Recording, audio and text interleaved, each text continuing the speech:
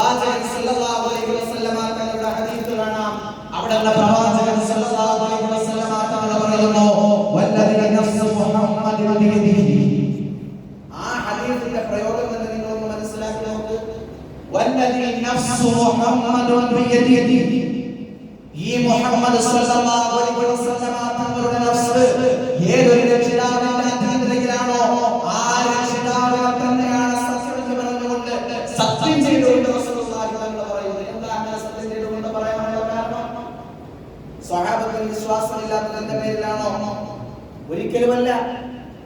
പ്രവാചകൻ സല്ലല്ലാഹു അലൈഹി വസല്ലമ തങ്ങൾ പറഞ്ഞാൽ സ്വഹാബത്തിന് വിശ്വാസത്തിൽ ലെവലേശം ഏതെങ്കിലും തരത്തിൽ സംശയത്തിന്റെ ഏതെങ്കിലും നിരനിച്ച ഭാഗം അവരെ കാണുന്നതിന്റെ പേരിലല്ല, മറിച്ച് എന്തുകൊണ്ടാണ് റസൂലുള്ളാഹി സ്വല്ലല്ലാഹു അലൈഹി വസല്ലമ തങ്ങൾ സല്ലല്ലാഹു ഖുർആൻ സത്യം ചെയ്തുകൊണ്ട് പറഞ്ഞതെന്നറിയോ?